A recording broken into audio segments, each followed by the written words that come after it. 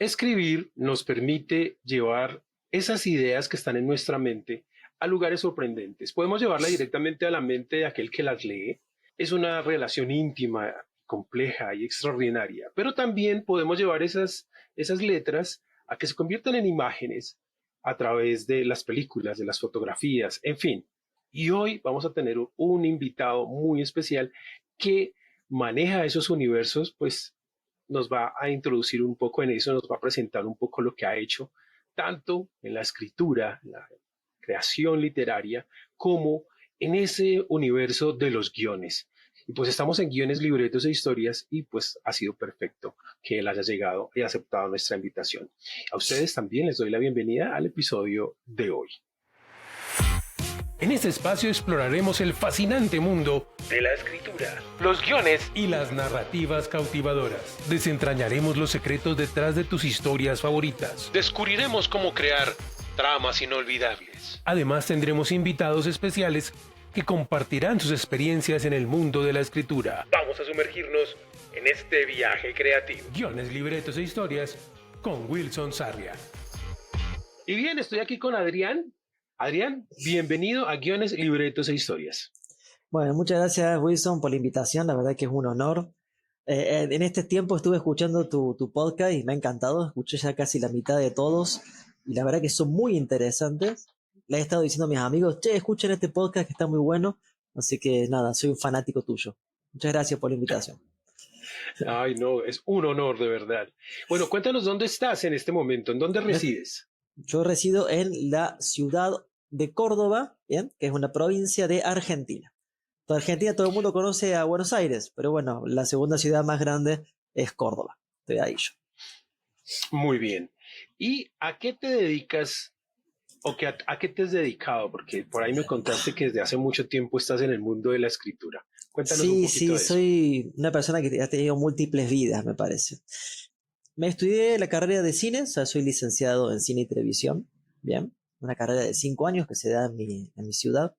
En esa vertiente, hace ya casi 12 años o más, me he dedicado al trabajo de la escritura por encargo, que se llama, que es cuando un director te pide que escribas algo. ¿Bien? Okay. Así he escrito series de tele, escribí películas que por suerte le han ido bastante bien. Después también me aboco a escrituras para mí, ¿no? Siempre yo estoy con el sueño de yo poder filmar una película, por lo cual estoy hace más de 10 años intentando poder conseguir el dinero para hacer una película. Hacer cine es muy caro, por lo cual es una empresa muy difícil de llevar a cabo y lleva muchos años en hacerse. Y después también, bueno, he escrito novelas. Hasta ahora escribí 2 novelas. Una sola la he publicado en físico, que se llama Las vacas del camino, que es un thriller muy oscuro, policial, que por suerte hemos sacado una tirada de 300 libros y se ha vendido todo, así que yo estoy muy contento con esa experiencia. Y en este momento me encuentro intentando publicar otra novela que se llama Flotar el vacío, que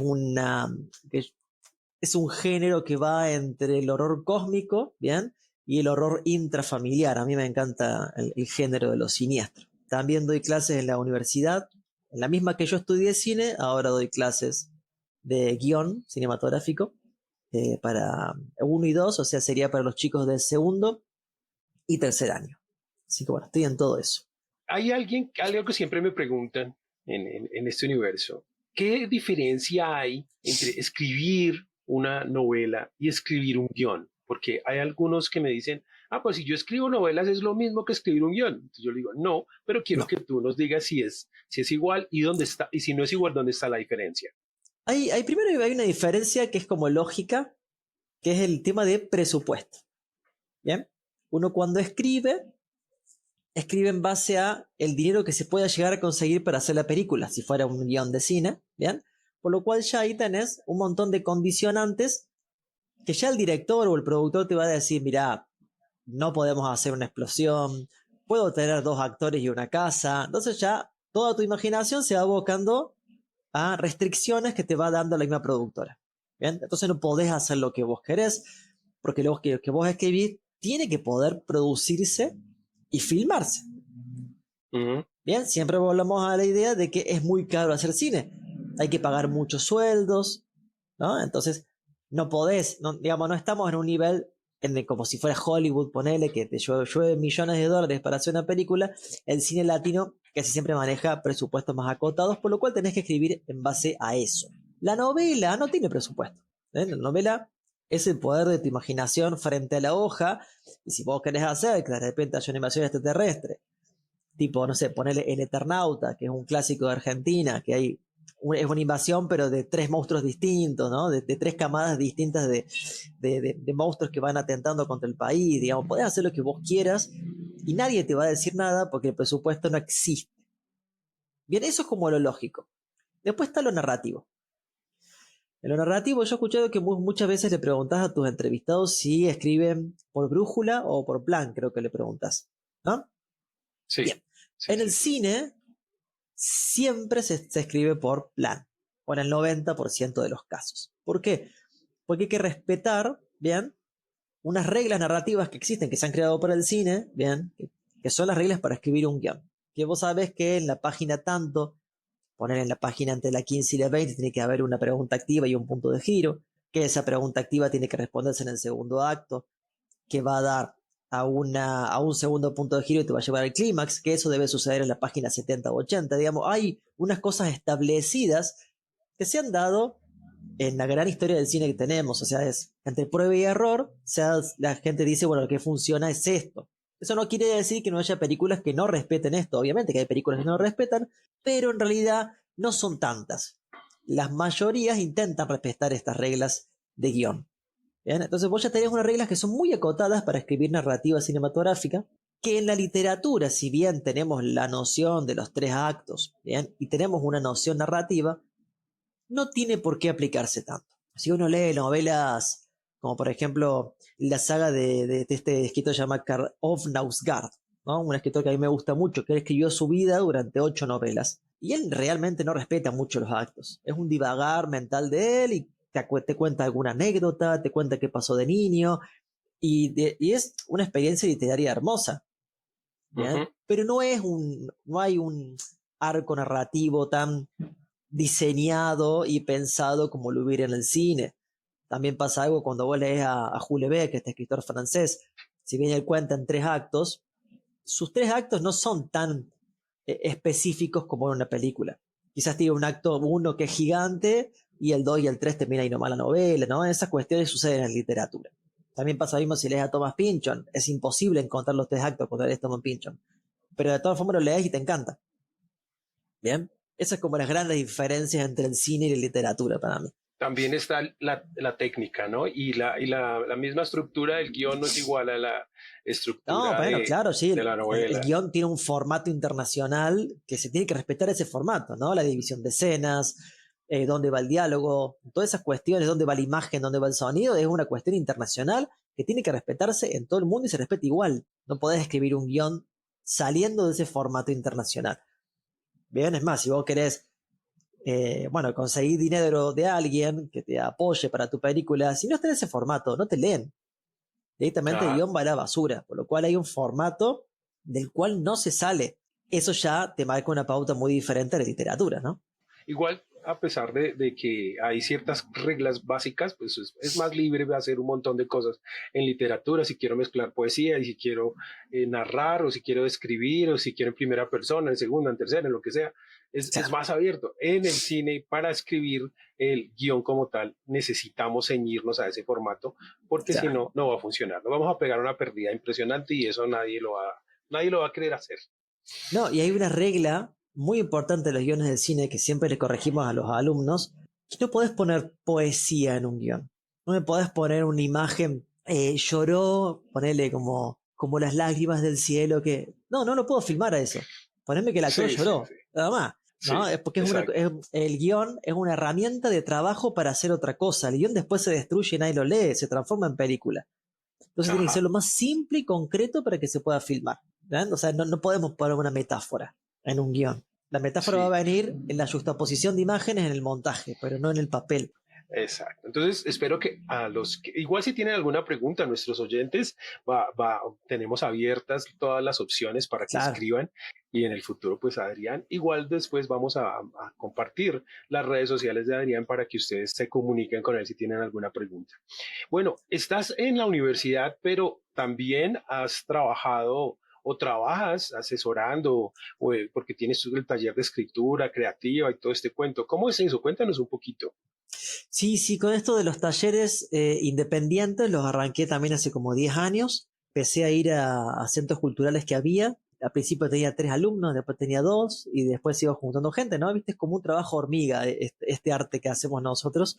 Lo principal que hacía era dar talleres de cine, de guión de cine, pero también empecé a dar muchos de escritura creativa. No soy, la verdad que me encanta mucho leer. Yo soy, como dice, hay un director alemán, Werner Herzog, que dice, cuando una vez le preguntaron qué había que hacer para ser cineasta, y él dijo leer, leer, leer, leer, leer, leer, ¿no? Y se quedó diciendo la palabra leer como 10 minutos más o menos, y creo que esa es la base de todo también. Y yo soy un gran lector, o me considero de leer muchísimo.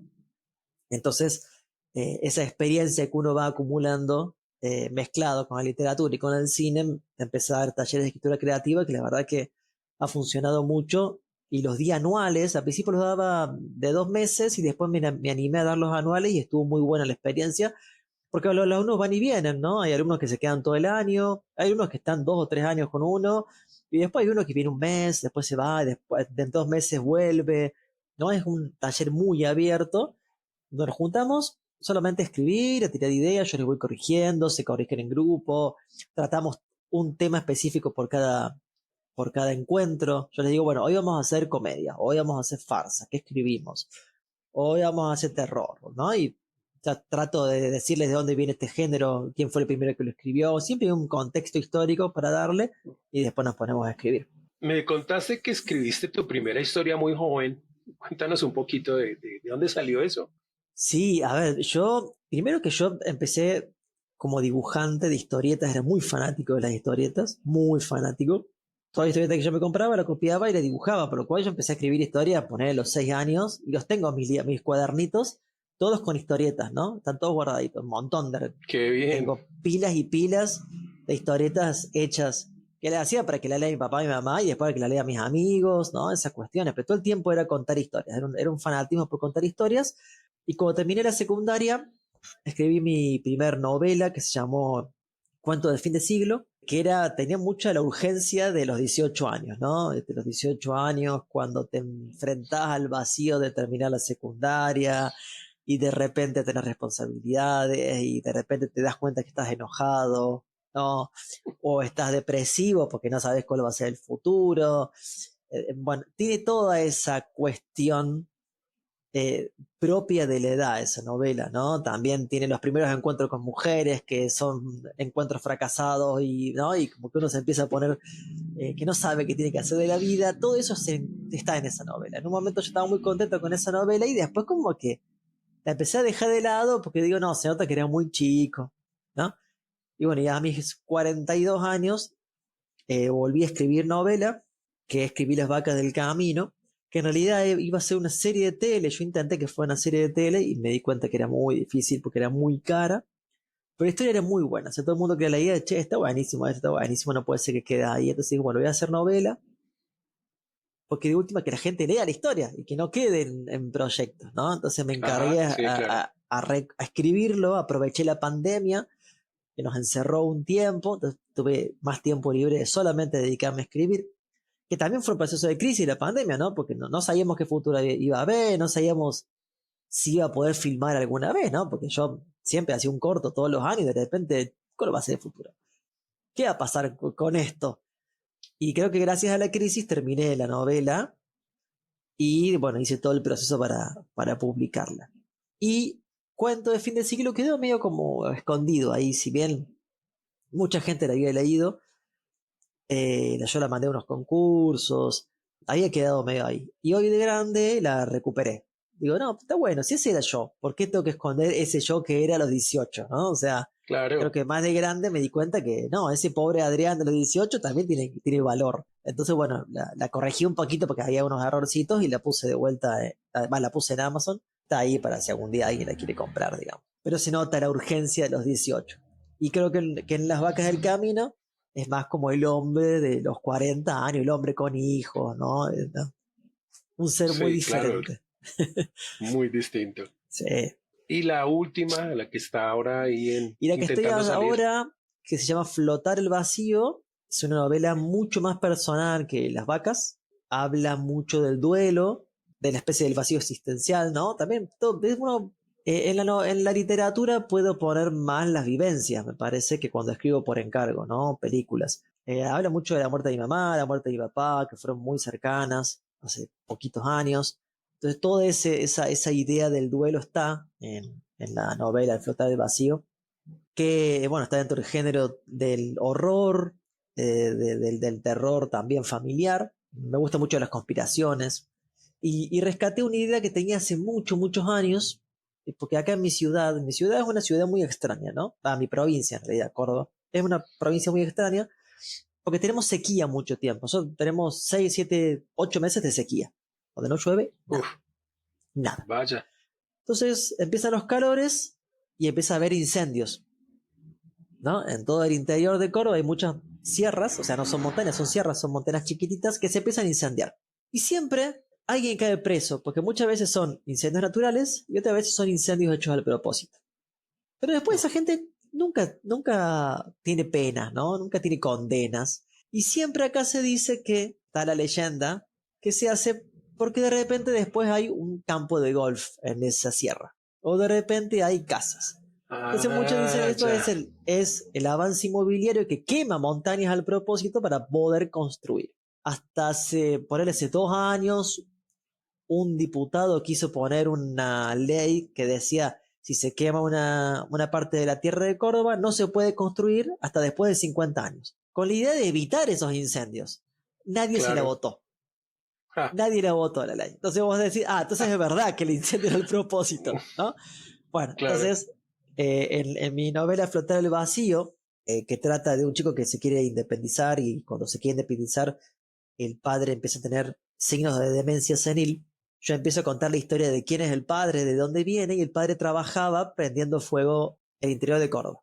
Yo recupero esa idea. Es un hombre que no hizo la primaria, nada, que le pagan para prender fuego. Y es muy bueno prendiendo fuego eso. Es un pirómano que cobra plata por eso. Y es la historia de este pirómano, ¿no? Que lo empiezan a llevar por toda Argentina para prender fuego lugares. Bueno, y se va metiendo en cuestiones cada vez más oscuras, ¿no? Obviamente.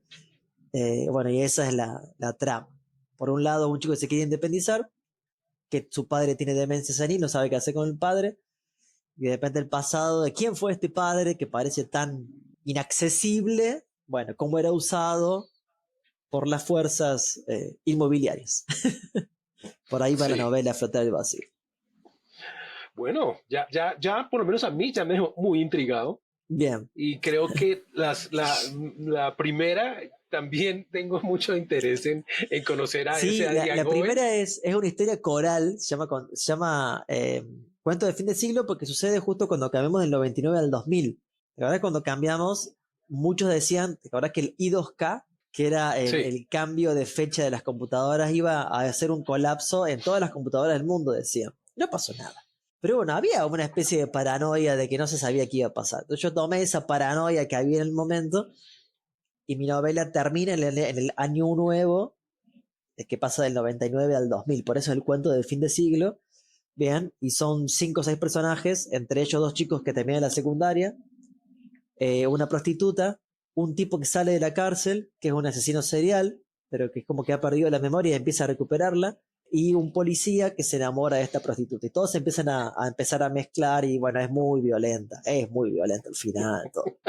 Los 18 años. genial, genial, está muy Sí, sí. interesante. Para darles una idea a nuestros amigos que nos están escuchando, que son enamorados de escribir, ¿cómo, cómo, cómo decides, o sea, llega una idea a tu mente y cómo decides, esta es la que voy a convertir en una novela? Porque me imagino que habrá muchas ideas, sí, que se Sí, asomarán, pero hay un momento en el que uno dice, esta es, ¿a ti cómo te pasa eso? trabajo mucho a veces con las imágenes disparadoras, ¿no? En Las Vacas del Camino yo tuve una imagen disparadora por muchos, muchos años, que justo había visto en YouTube un video de un hombre que va de noche andando en moto, creo que era, y viene un camión que lo está por chocar, y de repente es como que aparece otro hombre que lo saca de la moto, ¿no? Como si fuera Flash, así en un segundo, y lo deja en la vereda del frente. Y el video creo que se llama La aparición de un ángel, ¿no? Y todo el mundo lo miraba ese video. Había un video trucado, digamos, te das cuenta que es un video Sí, sí, trucado, sí, pero sí, sí, sí, todo sí. el mundo lo miraba. Y a mí dijo acá, yo empecé con esa imagen, aquí hay una historia, aquí hay una historia, aquí hay una historia. Y bueno, Las Vacas del Camino arranca. Primero es una chica desaparecida que una policía en un pueblo llamado El Remanso, una chica está buscando a esta chica que no aparece hace 15 días. Todos creen que el papá tiene algo que ver, ¿bien? Y el papá es un hombre que tiene una camioneta y cruza vacas de un pueblo a otro, ¿no? Entonces va al campo de los Tahuada, los carga de vacas a las 5 de la mañana y él está medio borracho porque está deprimido porque la hija no aparece y cruza de un pueblo a otro, de Santa Rosa a El Remanso, y mientras hace esto hay un colectivo que va en dirección contraria. Un colectivo sería un bus, no sé si le llaman, Sí, sí, acá le sí, decimos un colectivo. bus. Hay un bus que cruza del Remanso a Santa Rosa con alumnos, porque el pueblito este no tiene colegio, entonces está llevando alumnos y a una enfermera, yo qué sé. Y cuando están yendo, él está borracho y se cruza de carril y está por chocar al frente a este colectivo. En ese momento, al mismo tiempo, aparece un hombre en moto y cual si fuera Ángel, mientras estos chocan y se empieza a incendiar y a prender fuego, saca 3 personas del colectivo. Y el colectivo cae a un río, ¿no? Entonces, esa imagen de esa especie de ángel que rescataba a una persona me sirvió de disparador para inventar este accidente de tránsito y un hombre entrara, como si fuera Flash, y rescatara a 3 personas de ese colectivo y las sacara de ahí para que no se quemen vivas. Y la trama de Sí. toda la novela es quién es ese tipo, o sea, de dónde vino ese motorista, porque nadie lo conoce, cómo hizo para rescatar a esas 3 personas y al mismo tiempo encontrar a la chica. Te das cuenta que todo está relacionado. Ese es Ajá. uno de los ejemplos. Después ponerle, yo escribí un guión con un amigo para una serie de tele que, bueno, nunca se pudo hacer, pero la imagen disparadora había sido un video que había visto en Chile. Era una cámara de seguridad que filmaba un cajero automático. Había entrado un chico y había puesto una bomba y la bomba no explotaba, entonces entra de vuelta para ver qué pasaba y le explotaba a él. En base a esa imagen disparadora escribimos una serie de unos anarquistas que vivían en una casa, que ocupaban una casa. O sea, empezaba con esa escena, ¿viste? Son esas imágenes que vos decís, esto tengo que usarlo para algo, y la tenés años y años y años en tu cabeza hasta que sale una historia. Bien, bueno, yo soy mucho de trabajar con esa idea. Y es distinto cuando trabajas por encargo. Yo las películas que hice por encargo, no, son gente que viene con una idea, el director y dice, yo quiero hacer una comedia que sea así, así, y empezás a trabajar en base a la idea de él, ¿no? Que es una experiencia completamente distinta porque tenés que dejar de lado todos tus gustos y escribir algo que le guste a esa persona. O sea, es una experiencia creativa muy extraña, también muy, muy gratificadora, pero muy extraña. Porque vos tenés Sí, que eso es. lograr que esa otra persona quede tan satisfecho que quiera filmar la película, con todo lo que eso conlleva, ¿no? Sí, claro. Y bueno, cuéntanos un poco de esas pelis. ¿Y hay algún lugar donde podamos verlas aquí Sí, desde Latinoamérica? sí, yo al principio pensé que iba viendo series de televisión para Perú, pero gracias a esas series de tele que escribí, llegué al cine. Y la primera película que escribí se llamó Cementerio General 2, que se estrenó en el 2015 en Perú, y fue la película más taquillera del año. Llevaron como 500.000 personas, fue un éxito increíble. Y después la empezaron a mandar a festivales. La pudieron mandar porque yo, si bien es una segunda parte, yo a mí cuando me proponen la idea le digo, bueno, hagamos la segunda parte, pero que sea independiente, que no dependa de la uno, para que no obligues a la gente a ver la uno. O sea, que se Ajá. entienda de manera individual. O sea, si querés ver la 1 y la 2, está todo bien, pero si ves la 2 también se entiende. Gracias a eso, la pudieron mandar a mercados internacionales sin tener que tener la 1. Entonces, en el extranjero se llama Juego Siniestro y en Perú se llama Cementerio General 2. Se mandaron al exterior y bueno, fue muy bien, ganaron 14 premios internacionales, ganaron premios en Egipto, en España, en Estados Unidos, bueno, en Argentina, en todos lados ganaron premios y la pudieron meter en Netflix, lo cual yo estaba como muy contento. O sea, creo que fue en el 2020, apenas plena pandemia, entró en Netflix. Tuvo 2 años o 3 años, creo, y después salió de la plataforma y ahora está en Amazon, con el nombre de Juego Siniestro. Fue una experiencia increíble. O sea, la verdad que lo extraño es que yo estoy en Argentina y la peli se estrena en Perú y yo, En viste, por Perú. los diarios online voy viendo cuán bien le va a la película.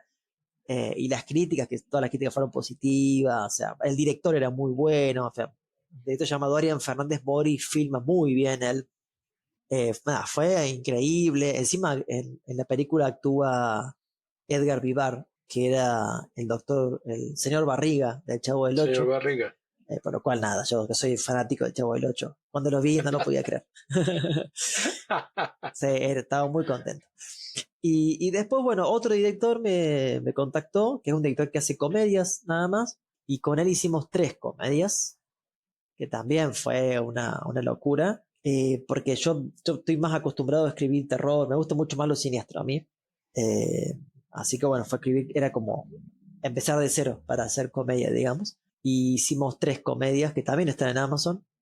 Una se llama el Manual del Pisado, que creo que está con otro nombre en Amazon, no me acuerdo ahora. Después está Un amor hasta las patas y De patitas a las calles. La primera es una comedia más para adultos, ¿no? Que habla de relaciones entre un hombre y una mujer casados. Ellos le dicen el pisado, le dicen al pollerudo, que nosotros le decimos, ¿no? Al hombre que todo el tiempo acata las órdenes de su mujer.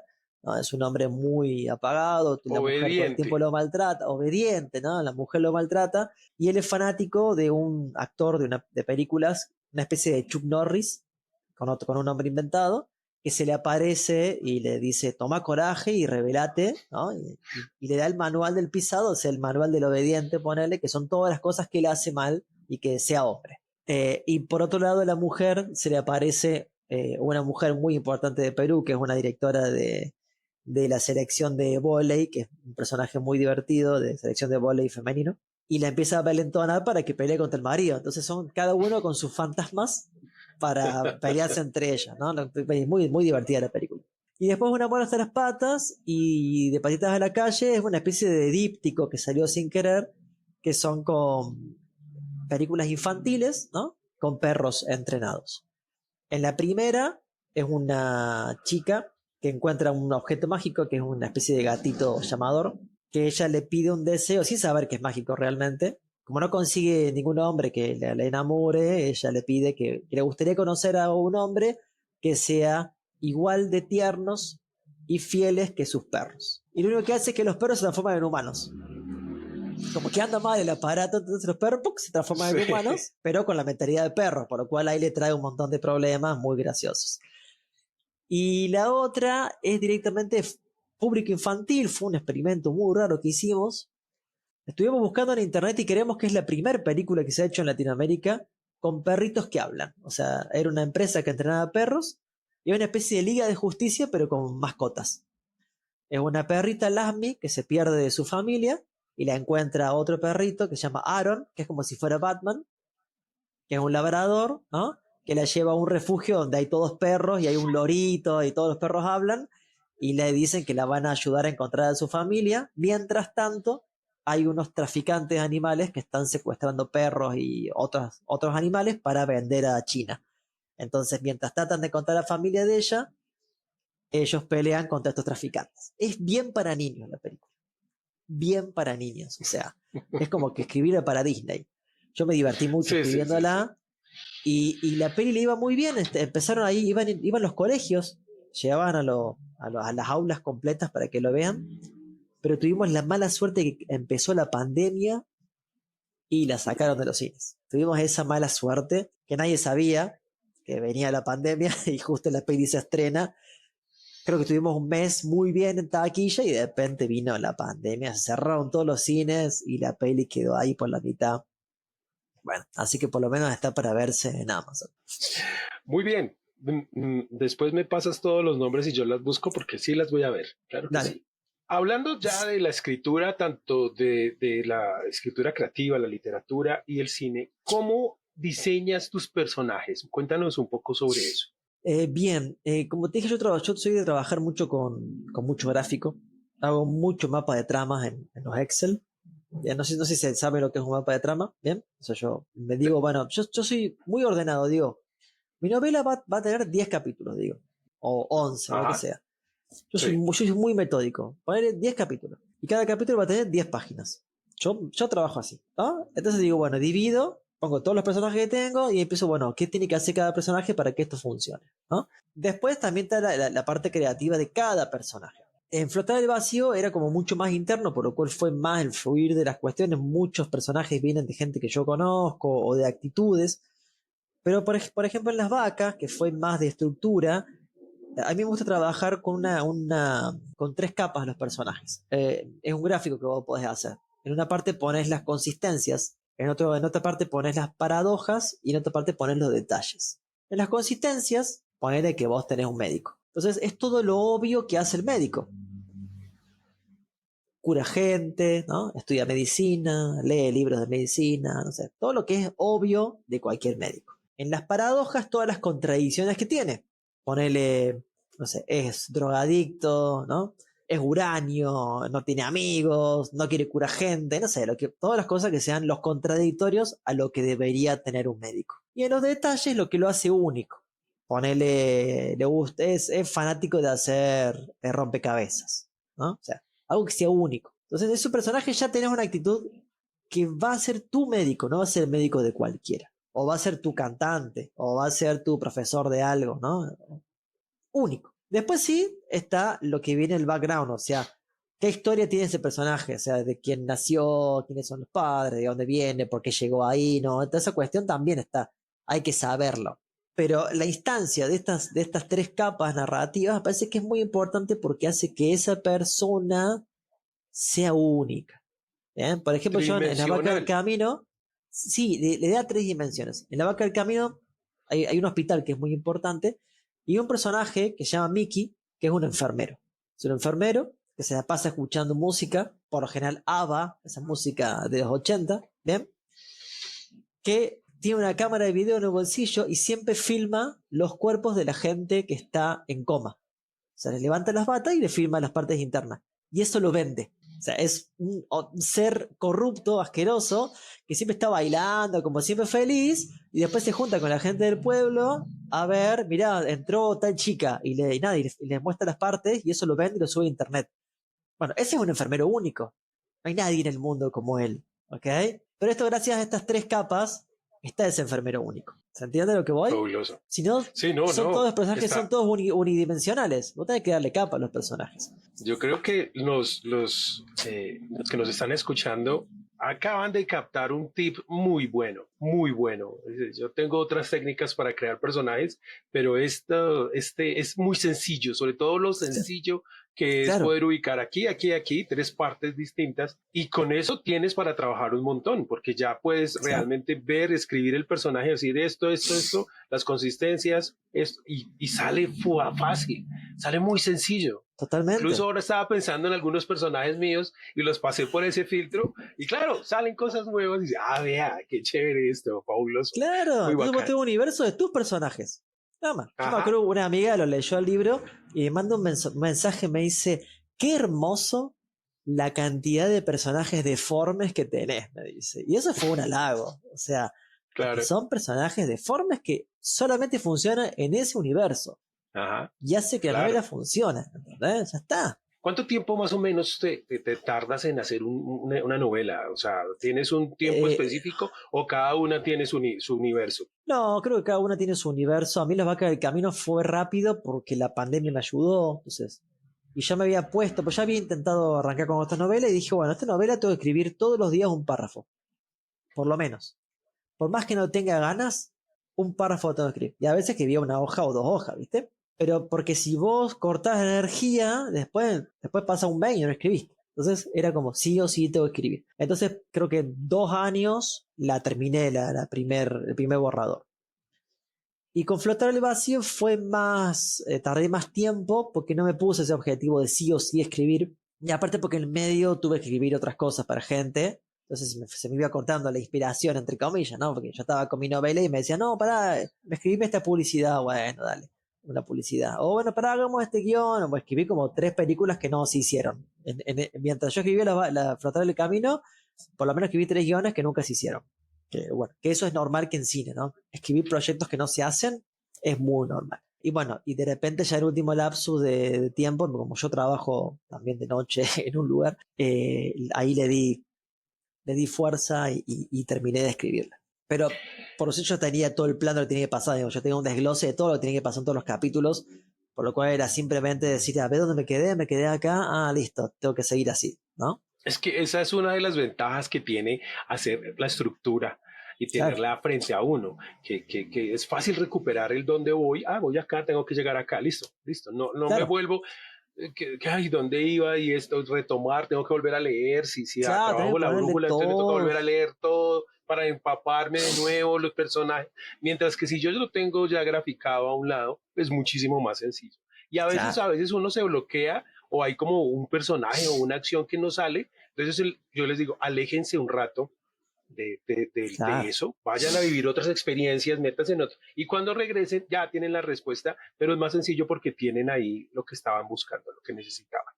Totalmente. ¿Tú has filmado? Porque es que, dijiste que hacías un corto al año o algo por el estilo. Sí, he filmado un montón de cortometrajes. Ya hace un tiempo que no filmo porque se ha puesto muy caro filmar.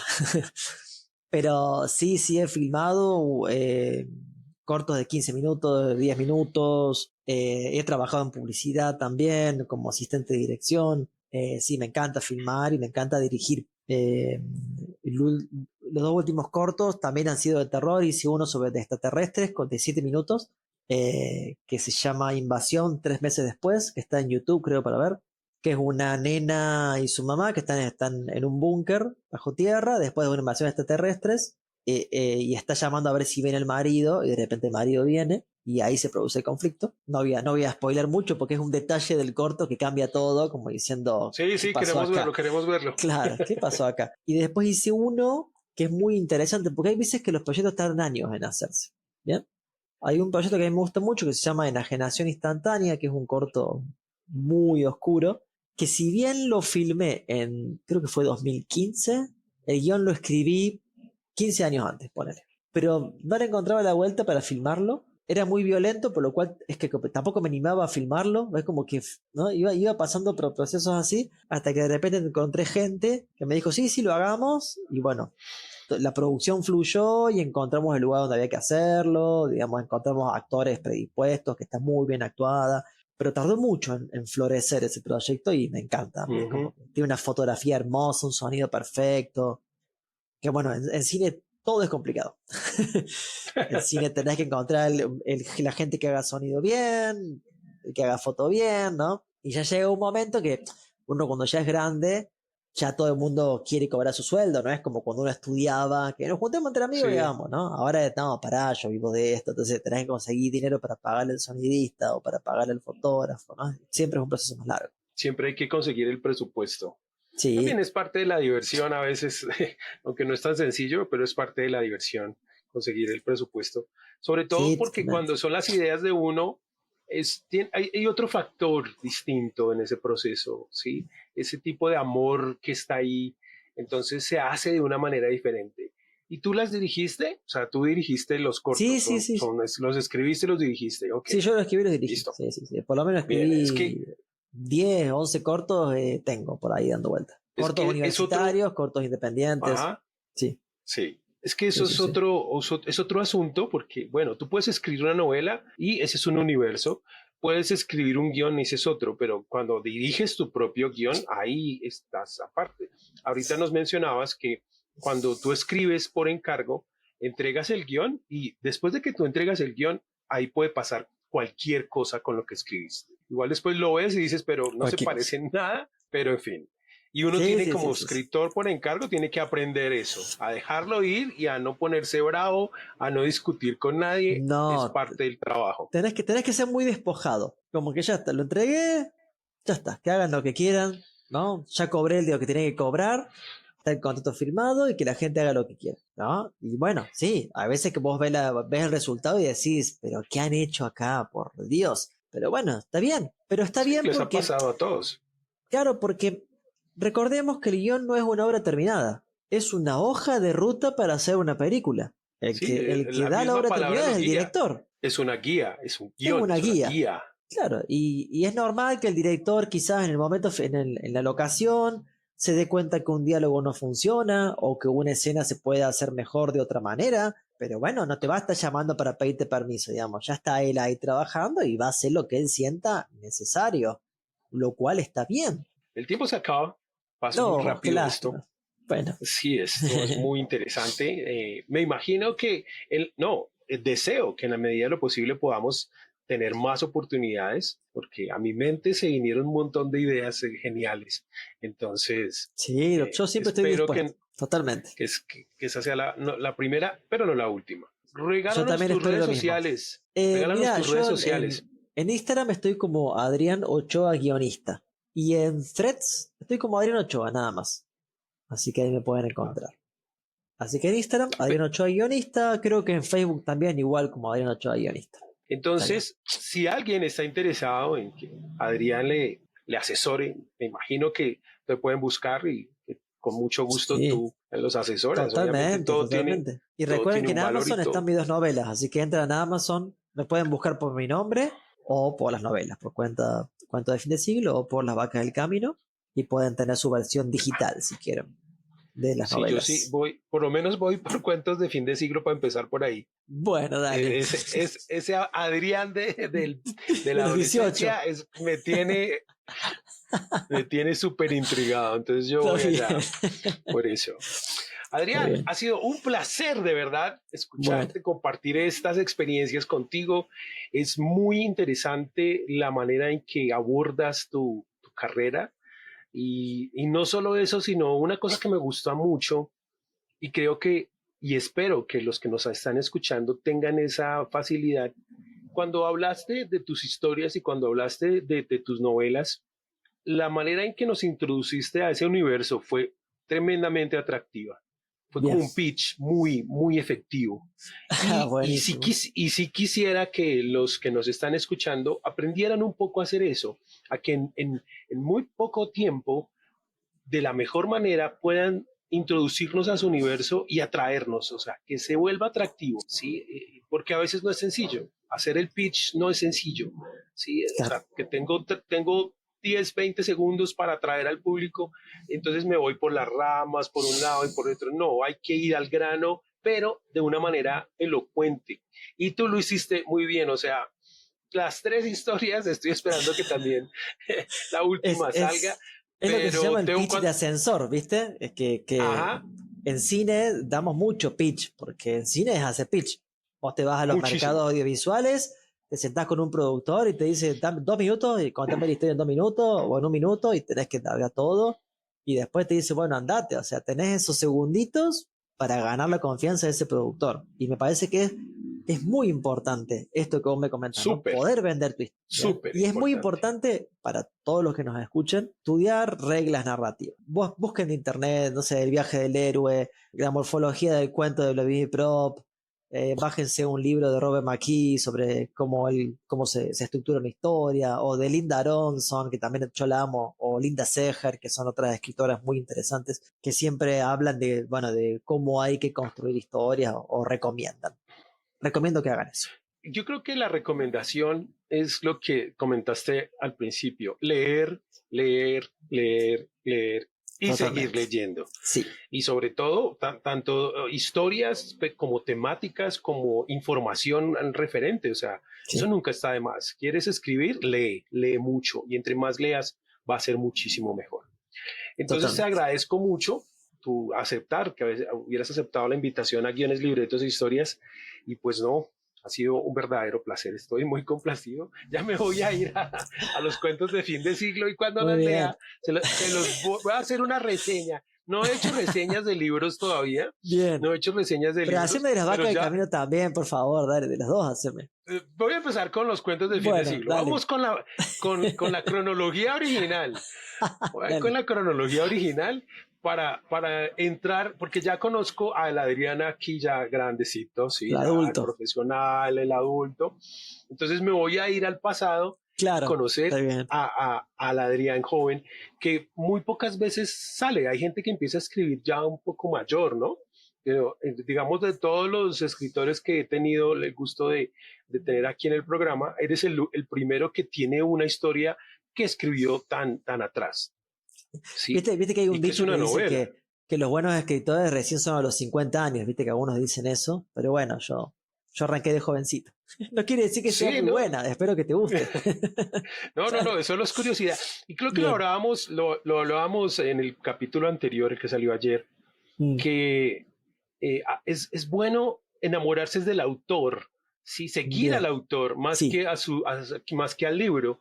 Entonces, en este caso, creo que empecé por ahí.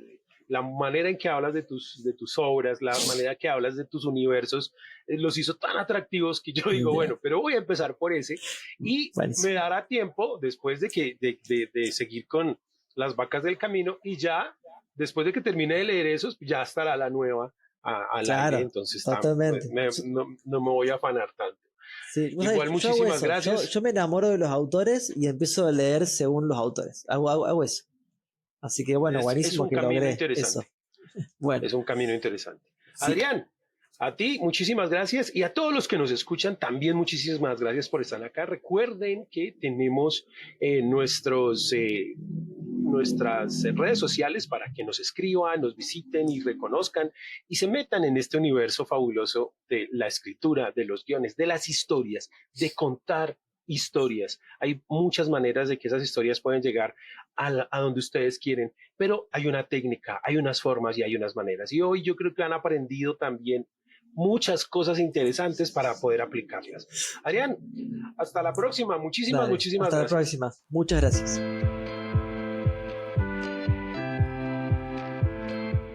Esto es Guiones, Libretos e Historias. En este espacio exploraremos el fascinante mundo de la escritura, los guiones y las narrativas cautivadoras. Desentrañaremos los secretos detrás de tus historias favoritas. Descubriremos cómo crear tramas inolvidables. Además tendremos invitados especiales que compartirán sus experiencias en el mundo de la escritura. Guiones, libretos e historias con Wilson Sarria.